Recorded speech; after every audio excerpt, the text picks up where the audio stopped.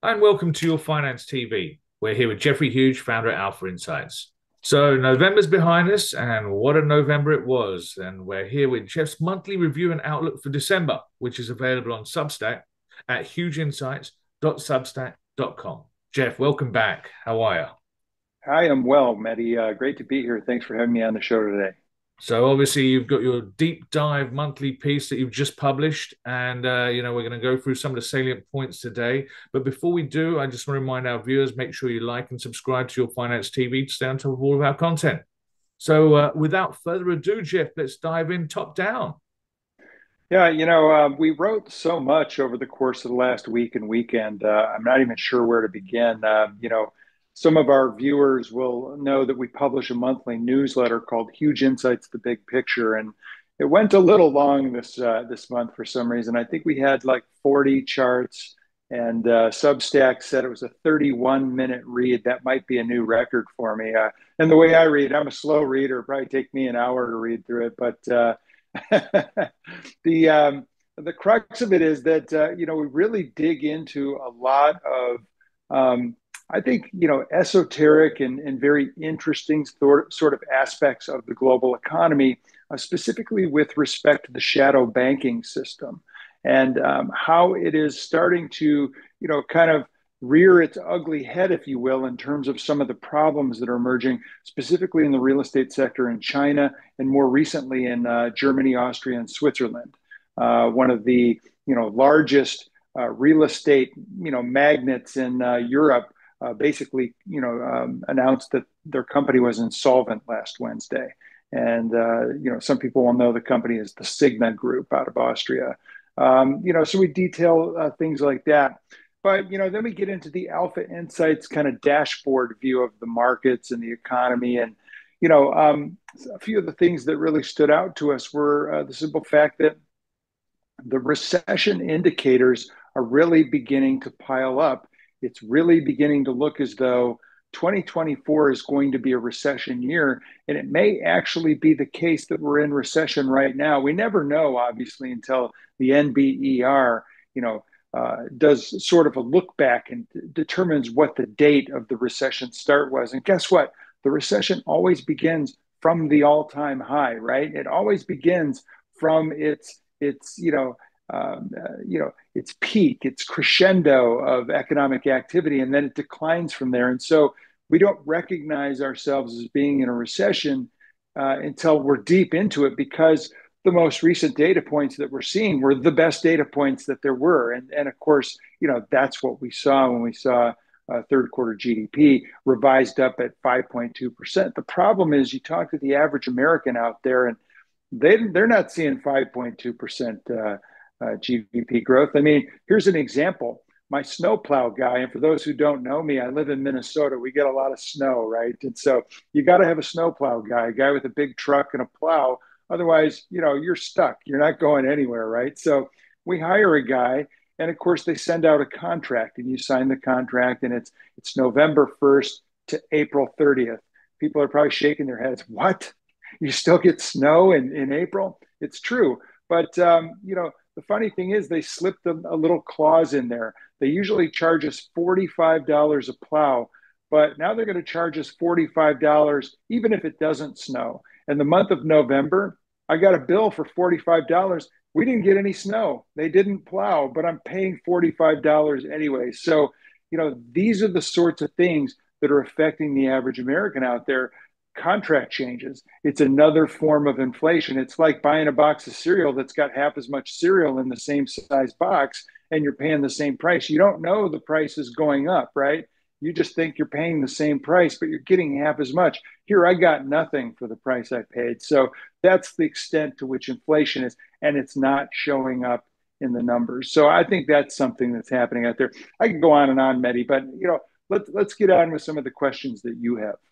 Well, Jeff, I'll be honest, that sounds like one of my diets because I'm basically eating empty boxes of cereal to try and lose a few pounds going into winter here. But, that's another story. So, Jeff, while we're on the economic side of things, let's have a look at the economic cycle model. Are we still following the trend here?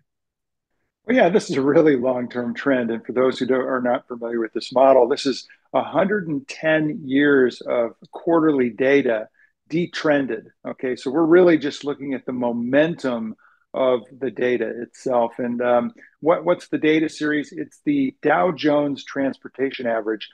Back in my days at the Luthold Group, when I worked for Steve Luthold on the hedge fund, one of the assignments was to try and figure out which index represented the greatest cyclicality. We're trying to identify cyclicality within the economy going back to, really the origins, right? And so, we determined that one of the oldest indexes known to equity investors, the Dow Jones Transportation Index, really represents the cyclicality of the US economy better than any other index out there. And so by detrending the price data and looking purely at the momentum, we can see a pretty well-defined sine wave evident in the data, right? So we've overlaid that sine wave, and it turns out that the lows are bifurcated by 34-year increments, right?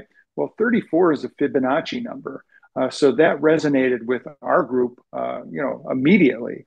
We started digging deeper into it, and what we determined was that we've got a 34-year low to low Fibonacci cycle in the economy, and so using that sine wave, we were able to determine when the next peak in the economy was likely to occur. And this was determined, I think, about 10 years ago when we did the study. And we said, well, we're going to get a peak in the economy in around the middle of 2022. Well, sure enough, right on schedule, we saw things peak in January with the market. The market always peaks 6 months in advance of the economy, right? So the S&P topped January 4th, 2022. The economy topped middle of 2022 and started turning down from there. And we think, even though we've gotten kind of a kickback here in the third quarter of 2023, we don't think much of it. We think the bigger picture cycle in the economy is to the downside. We think we're in the midst of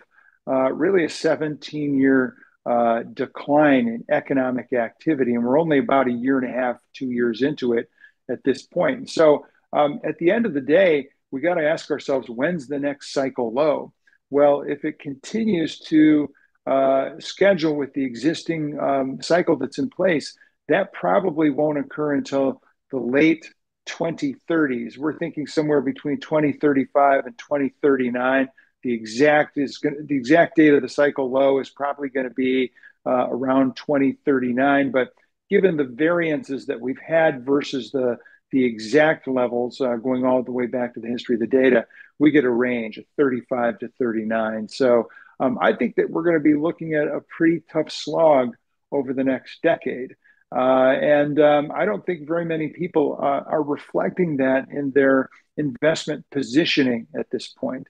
And maybe there's enough time to change. I'm not sure about that. But what I am sure about is that, the economic cycle peaked and we are on the downswing for, the next 13 to 17 years. So, Jeff, that's quite a scary picture that you paint there. But in your opening remarks, you focused quite heavily on a recession and recession indicators. We're looking at one here. It's the leading economic index. The leading economic indicators index. Are things even vaguely improving in this? Um, Good question. What we saw in September was the index was down 0.7%. October is down 0.8% year over year. So no, it's not improving. It's actually deteriorating. And one of the things that's interesting about this is the conference board who puts this indicator together has determined, looking at the data going back to like 1970 or maybe slightly earlier than that, that every time we get two consecutive negative year over year prints, monthly prints, below, say, -4%, that usually is indicative of a recession within the next 6 to 18 months. So that's kind of the range for that. Well, the last time we saw that occur was August of 2022. Okay, so we're, 15, 16 months beyond that at this point. So we're quickly approaching the 18-month end of that 6 to 18-month range, it seems logical to me that, since this indicator has a 100% perfect track record of predicting a recession within that frame, that window, I don't think we're going to, violate that 50-year history of success. Okay, I think that it's very likely that a recession is emerging as we speak, and that this leading economic indicator index is right on schedule again, as per usual. So to ignore this, you're doing it at your own peril. Wow. So that pushes me into the inflation side of things. You touched on outside of your snowplow guy. If we're looking at the underlying inflation dashboard here, the conversational pieces in the news and the talking heads are that things are starting to improve a little bit from an inflation perspective on a larger scale. Are you seeing that in any of your indicators? Well, look, what they're talking about is that the rate of change is improving. They're not saying that prices are coming back to where they were. Okay, that's a historical fact. We can look back to 2019 pre-COVID. We can see where prices were. We can look at the CPI today. This is where prices are. The spread is 25%. So everything on balance costs 25% more today than it did 4 years ago. That's not going to change. Is it increasing at 9% per annum still? No. Okay, that's come down to a level much closer to, say, 4.5% on average. Why do I say 4.5%? Well, what the Fed has done is they've created a significant number of models across the 9 various Federal Reserve banks. There's some expert in every bank that has done some work on inflation, and they built a model, and they've got a group of juniors that they've trained in to kind of take over their work as they've moved on. And so, these models have just kind of evolved at each of the Federal Reserve banks, and each one has, kind of its own merits, right? The one that the Fed as a group has kind of focused in on that they want to talk about the most is core PCE, consumer expenditures, right? And so what we're really looking at here is in this dashboard is kind of an amalgamation of all of these core measures of inflation. And if we equally weight them and aggregate them together and just kind of take the average, we're currently looking at, core inflation as being about 253 basis points above the Fed's target of 2%. So the Fed has said repeatedly they are absolutely committed to bringing core inflation down to a 2% annualized level. If they intend to do that, there is more work left to do, even though core PCE has gotten down to around 3-ish. And, everybody's very, very impressed with the change. And, everybody feels as though things are back to normal now. They're not. And in fact, the 2% is a self-imposed target. There's no rhyme or reason to it other than the Fed has decided that that's the level that they want to hold it to. They could change their mind tomorrow and say, 3% is good enough, and we'd be at their target, but actually not.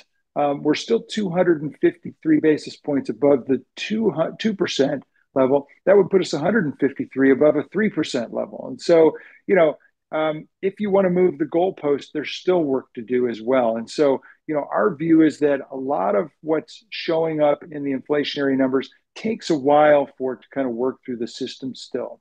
And I just don't think it's done yet. I think the Fed is not likely to cut rates unless we see significant pressure on employment and evidence of a recession. And that usually comes, say, 3 to 6 months into a recession. So, in my opinion, if we're kicking off a recession here sometime here in the fourth quarter, maybe as we speak, it's going to be some 3 to 6 months down the road before the Fed takes action or has enough evidence to suggest that they need to take action. That being said, the consensus has a different view. That it does. So, let's just expand on that a little bit here, Jeff. Your thoughts on the Fed, obviously you don't believe that there's going to be cuts coming anytime soon, which a lot of the market seems to be pricing in almost. What are your thoughts on the next actions of the Fed? How do you see things kind of rolling out? Yeah, let me clarify that first. It's not that I don't see cuts coming, okay? I just don't see them being a positive thing if they do come.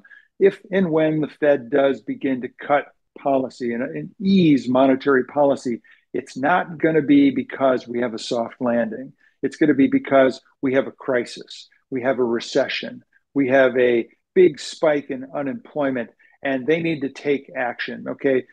They are a stimulus response group. Okay, they are not a proactive group. We learned that the hard way 2 years ago when inflation was surging out of control, and they continued, month after month to talk themselves out of rate hikes until all of a sudden, wow, inflation's out of control. We need to be out of control with rate hikes, and we saw, literally 300 basis points in 4 Fed meetings. To the best of my knowledge, certainly in my career, I've never seen that before in such a short period of time. So that was a big, big change in character for the Fed. And why did that occur? Stimulus response. I think it'll be the same thing when the Fed takes action. That being said, the consensus out there in the marketplace based on the Fed fund futures curve suggests that, okay, well, the Fed's going to start cutting beginning March 20th. In fact, there's a 99% probability based on the CME's FedWatch tool that the Fed's going to pause here at the December meeting. I don't disagree with that. I'm on board with the consensus. Something would have to change for the Fed to change. And we heard, we have 10 speakers a week, in the Fed, not this week because we're too close to the meeting, but, as we're approaching these meetings, we're getting 10 Fed speeches a week. There's never been greater transparency. That being said, these Fed speakers contradict each other left and right. And so, nobody really knows unless you're going to put more weight on one Fed speaker than another, what the Fed's going to do. But I think they're creating, plausible deniability, right? So that no matter what they do, they're right. And, I think the street's pretty much figured out this next meeting. The question is, will they cut at the March meeting by 25 basis points? That's the consensus view. I think, yeah, they probably will. And the reason they probably will is because the unemployment rate will be pushing up toward 5%.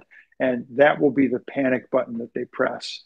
And if that's the case, then we're clearly in recession right now. And we'll know if the SAM rule triggers on Friday when we get the jobs report. Interesting. So you are kind of in consensus with a lot of the thoughts out there, but you just don't necessarily agree with the methodology and the reasoning behind it. The reasoning, yeah. Okay, perfect. Thank you for that clarification. So Jeff, let's talk yield curves. Are things starting to re-steepen on the yield curve? Yeah, they've been re-steepening for some time now. As all will know, we've had an inverted yield curve for 17 months, I think, 20 months in one of them. And we're looking at a couple of them here. We're looking at the 3-month 10-year Treasury yield curve on the top frame, and then the 2-year 10-year on the bottom frame. And the 3-month 10-year has been as steep as, or I should say, as inverted as 215 basis points. But we've re-steepened from that low, which I think was April of this year, to just minus 108 basis points. So basically, we've cut that inversion in half over the last, say, 6-7 months. Now, that being said, we look at the 2-year 10-year curve. That has been as low as, say, 108 basis points. That's now just 36 basis points inverted. So much more progress in terms of the re-steepening of that curve. I've said this, many, many times. The inversion of the yield curve is a shot across the bow. There's been a yield curve inversion that's preceded every single U.S. recession since 1966, I believe. And those inversions are basically a sign that we are going to have a recession. So don't ignore it. Ignore it at your own peril. Again, it's the re-steepening that's really the important factor here. That's the trigger that recession is beginning, right? It's that the torpedoes are in the water. We're gonna see a recession. It's just a question of exactly when, it comes to bear. I think we're in the midst of the kickoff, at this point. Jeff, that rolls us nicely into technicals. Can we discuss some of your thoughts on the Elliott Wave counts right now and where we are on some of the levels that you're envisaging? Yeah, one of the things we talk about in the newsletter, because we get so many questions about, the fact that, the S&P is trading above its 50-day moving average, and it's trading above its 200-day moving average, and the 50 is above the 200-day moving average. Aren't we in an uptrend? Well, yeah, we are in an uptrend. Okay, there's no question about it. The S&P 500, since it bottomed in October 2022, has been in an uptrend. The problem is that is a counter trend advance relative to the major trend. The major trend is down. How do I know that? We haven't made a new all-time high to take out the January 2022 high. So the major trend of the market remains down until that changes, right? And so if we look at the progression of the decline off of the January 2022 high, we count 5 waves down. 5 waves down is the beginning of a new directional change in the market. So it's been our view, our longstanding view, that we topped in January of 2022 at both cycle degree and super cycle degree. We've basically ended a 90-year bull market that began in 1932, okay, at super cycle degree. And if that's true, then we are in the very early innings of a super cycle degree corrective waveform that is likely to occur over the next, say, decade plus. We think 13 years from the peak. That gets us to 2035. 2035 aligns perfectly with our long-term economic cycle. So if we're thinking about things kind of dovetailing to the economy, it makes sense that the market would bottom around the time the economy bottoms, right? So people think that the bear market's over and we're in a new bull market. We're not, okay? We're in a long-term secular bear market, but we've experienced a counter trend advance within that. And we count that counter trend advance as an ABC, right? An ABC is a 3-wave zigzag pattern that topped on July 27th. Now, it's possible to count it as a double zigzag. Why do I say that? Well, the most recent advance off the October 27th low over the last, say, 4+ weeks actually closed at a higher close than the July 27th closing price. And so if we're looking at just closing prices, then we can actually say, well, okay, that new high means that we need to count this as a double zigzag. So the first ABC is wave W. The next to ABC is wave X. And then the next ABC is wave Y. So we've basically got a 3-3-3 pattern instead of a 5-3-5 pattern. Both are corrective waveforms. And as long as we don't go to a new all-time high, then all we're seeing is, a counter trend advance, which is primary wave 2. And primary wave 2 can retrace up to 100% of primary wave 1, from an orthodox perspective. If it exceeds primary wave 1, well, then we got a problem. Then we can suggest that, we're in a new bull market, but we're not there yet. So at the end of the day, we have to go with the information we have. We could speculate all day long that we're going to go to a new high, but we don't know that. Nobody knows that, okay? It's a pure speculation at this point. So given the facts, given the data at hand, we have to count this as a counter trend advance.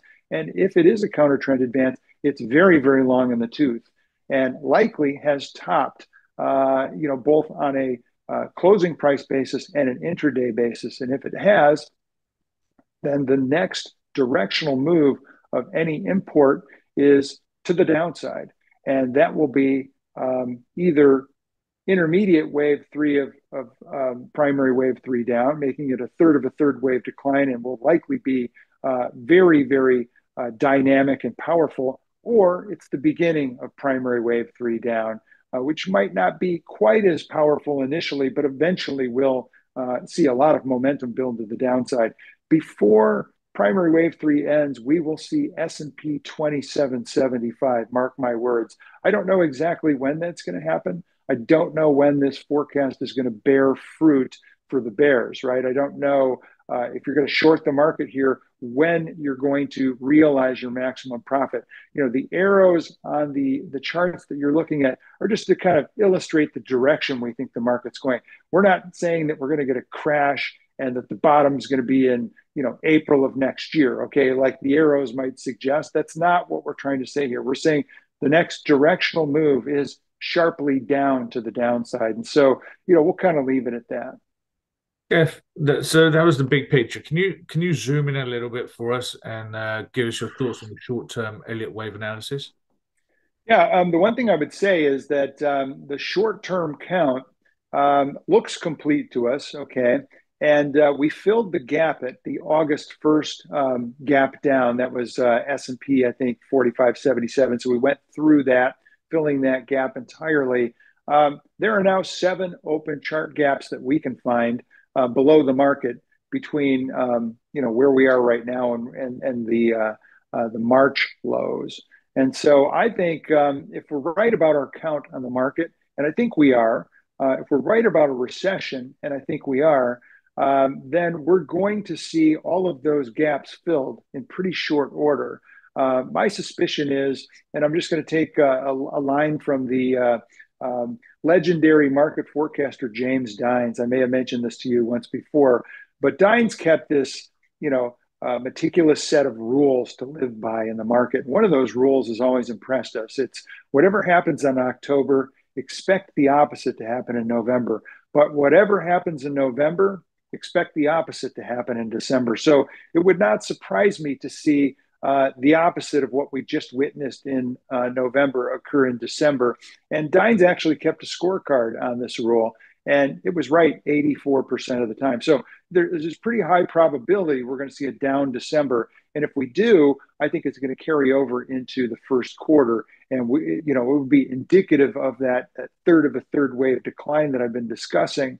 It should be a powerful decline that extends deeply. And I don't think it'll end until we get down into the sub 3,000 S&P handle. Our target initially is 2775, as I mentioned.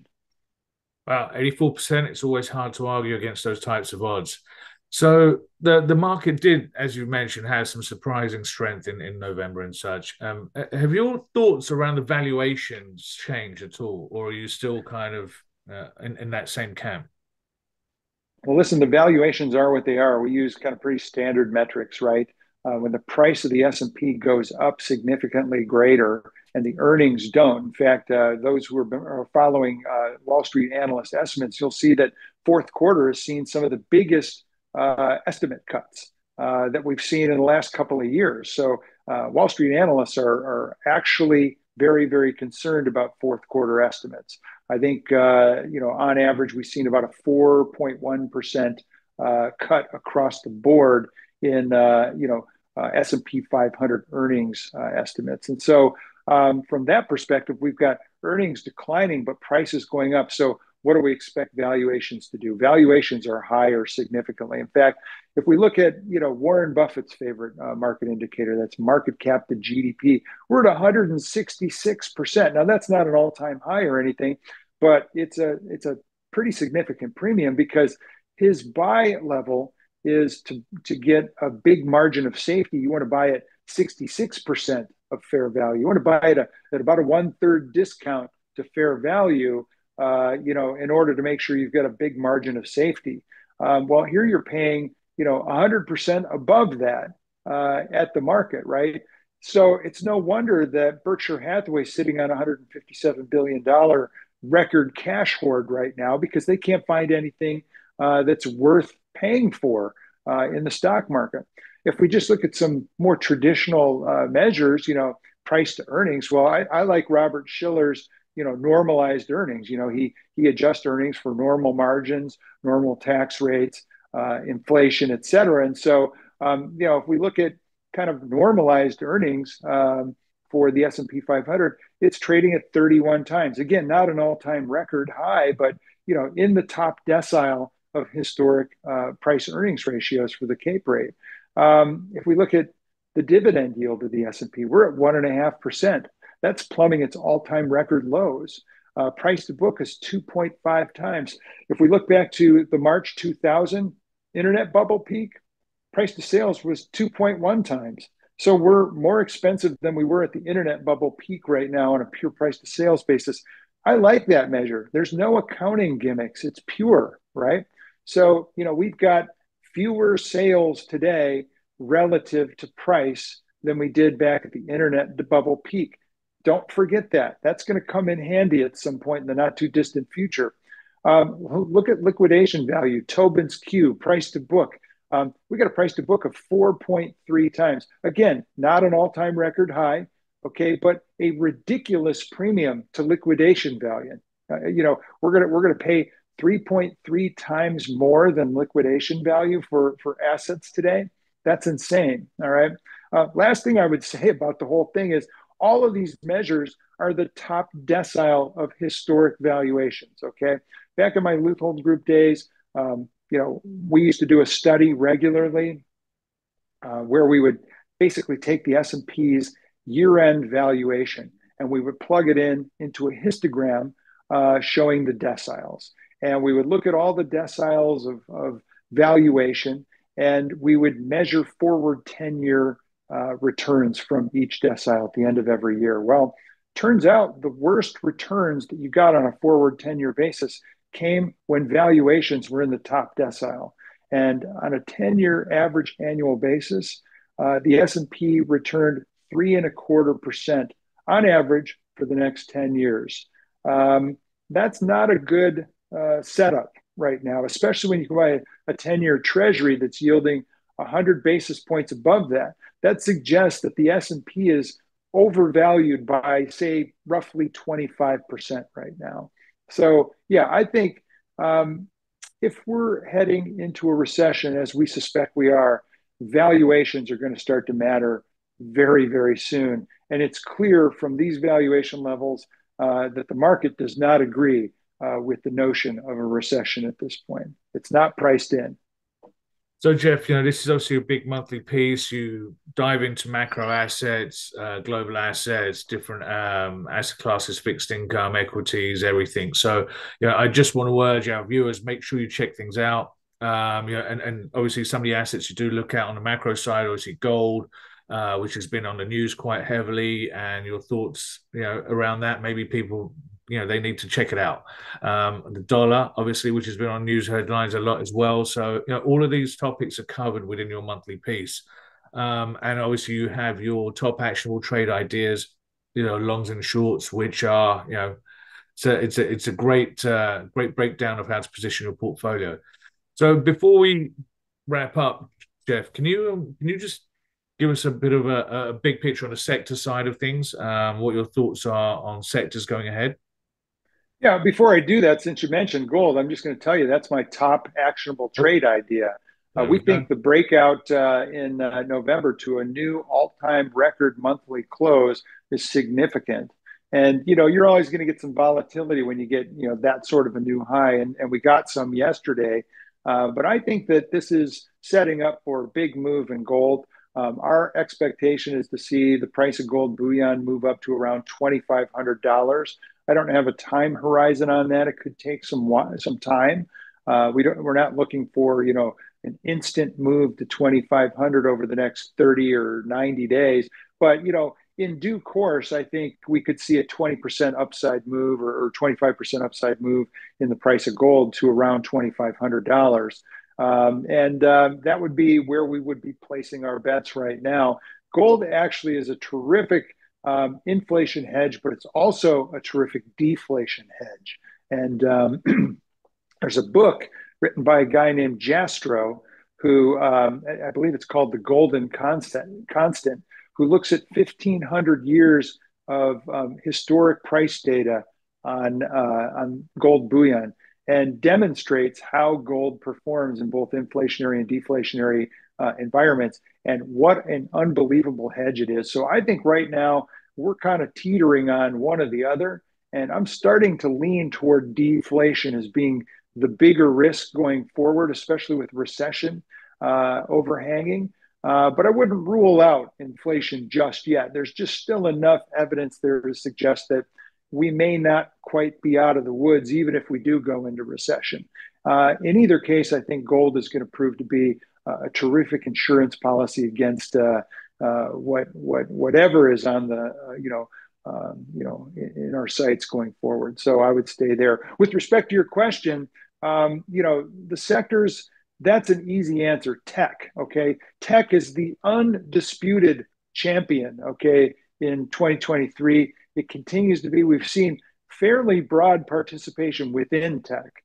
Com is number two. That's been very narrow participation. It's been led by Meta and Google and others that are kind of in that ilk. And then discretionary is a distant third, with both Tesla and Amazon kind of doing the heavy lifting there, but also Home Depot, which is a big weight. I would just say that Home Depot is not helping much. Tesla really hasn't done much recently. It's been one of the lesser performers, I think, in terms of recent contribution to the indexes.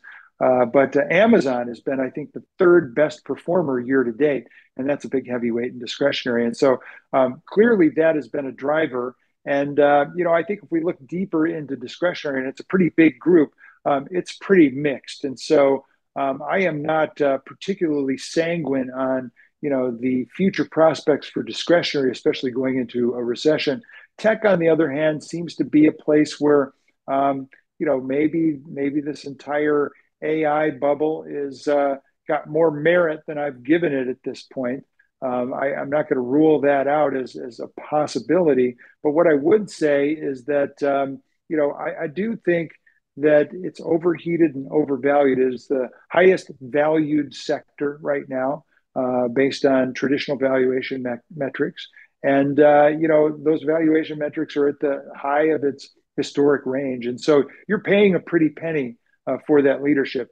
And it's highly probable that we're going to start to see that leadership fade. Where I think the next upcoming leadership is going to be, if we're thinking about 3 to 6 months into the future, it's going to be healthcare, it's going to be staples, it's going to be utilities, and to a lesser extent, I would throw energy in there. And energy is very cyclical. Demand for energy could be impaired during a recession, but I'm talking about the supply side. And I think we could continue to see supply cuts abroad because, the Middle East countries that dominate the OPEC decision-making infrastructure, they need oil to be up around $80 a barrel. They just need that for their very economic survival. And they're going to do what it takes to sustain oil prices higher. So, we're seeing a lot of, terrific free cash flow yields coming from energy stocks. I mean, it's the cheapest sector on traditional price earnings basis, but it has the highest free cash flow yield of any sector right now. And I think, that's puts a feather in its cap, in my view, going forward, despite, a potential impending recession. Well, Jeff, thank you very much. Really appreciate you sharing your thoughts from Alpha Insights. Always a pleasure, Mehdi. And I want to make sure our viewers check out Jeff's content on Substack. It's at hugeinsights.substack.com.